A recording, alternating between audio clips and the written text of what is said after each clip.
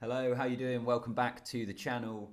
In today's video, I am going to be asking, are Bristol Bears back? Only 2 games into the new Gallagher Premiership season, 2 victories. They were really poor last year, so have they turned a corner and are they back? Are we going to see them back to kind of being a top 4 side? So that's what I'm going to get into.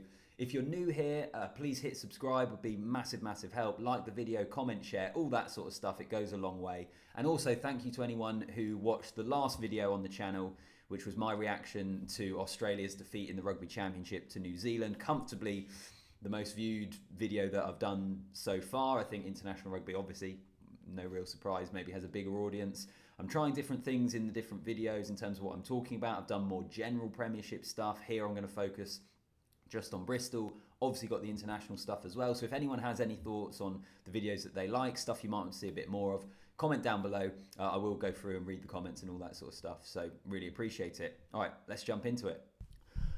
Okay, so are Bristol Bears back? I mean, talk about being reactionary off the back of just 2 games. But I thought it was worth exploring because anyone who watched my sort of prediction video before the start of the season with who would get top 4, I said in that my gut instinct was just that Bristol weren't going to quite be there. Off the back of what we saw last year, I didn't necessarily have them in that top 4 mix. And I know it's 2 games in, it's utterly ridiculous. But even so, let's get into it, let's explore it and see kind of some of the observations that I would have made over the first 2 games of the season for the Bears. So spoiler alert, are they back? Not sure. I'm going to wait a little bit longer because I think so far we've had a relatively small sample size of how they've been playing. The teams they've come up against, I think this is a really big point. Bath and Wasps. Bath, dreadful last year, should have been relegated if there was relegation. Absolutely pitiful, dreadful. So they're going to be better this year, but are they going to be a top 4 team? I highly doubt it, particularly from what we've seen in their opening 2 games. And then Wasps as well. Wasps are a decent side who have steadily lost a lot of their superstars over the last few years. The financial issues at the club have kind of been mentioned as well before. They had a freeze on recruitment and all that sort of thing.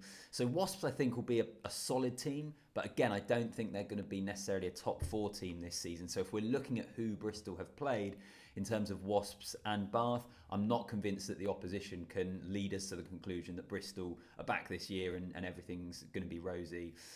And also, I think you look at the games so far, you know, Wasps and Bath games, they weren't particularly good games for Bristol. I'm going to get onto the positives, by the way, in a minute, because I think there are quite a few. But yeah, in terms of the opposition, I'm just not sure that it's been quite strong enough so far for us to say that they're definitely back.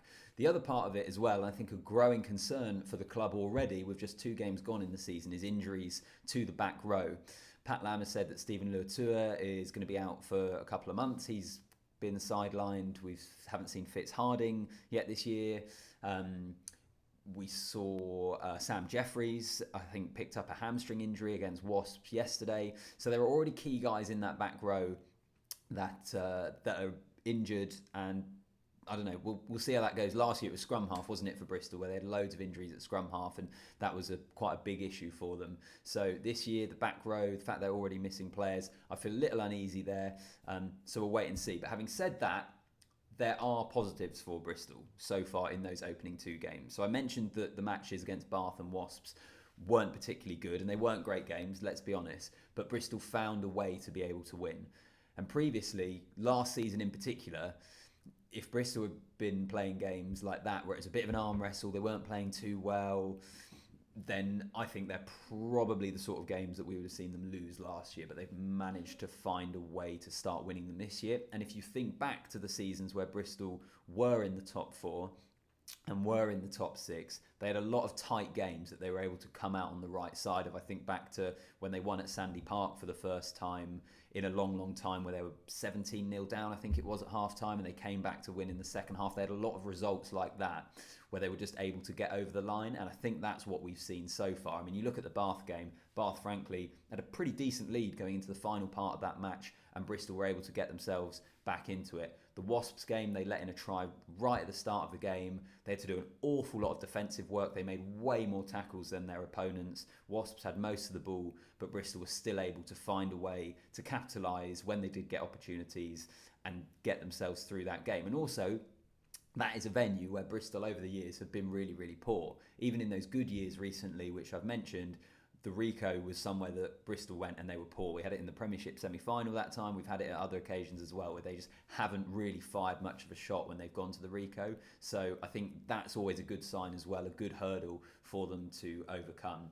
Another really good aspect, which I mentioned just a moment ago, is defence. I think the defence has been improved. Pat Lam spoke about it to the media after the game yesterday when he spoke about Jordan Crane, and Jordan Crane's kind of in charge of the defence at the moment and the good work that he's been doing at the club.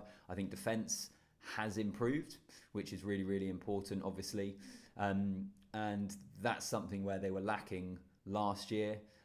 If they can get that right, then it's what all teams say, don't they? It's a foundation for them to move forward and so on and so forth. Final point, or one of the final points as well, is Callum Sheedy, who I think has had a good start to the season.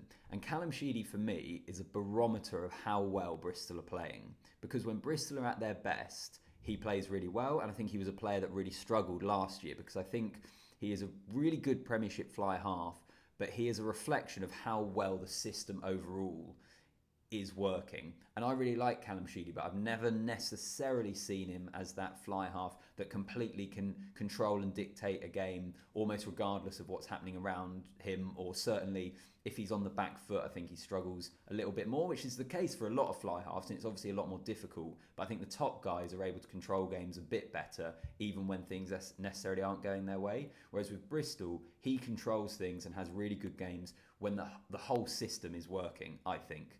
That's how we've seen him play at his best. That's how we've seen him get a call up and get capped by Wales. And I think maybe that's what we're seeing in the opening couple of games of the season as well. He obviously had the full house against Wasps, where he kicked a conversion, a penalty, a drop goal, scored a try as well, 18 points. He's also passed the 1,000-point mark for the club.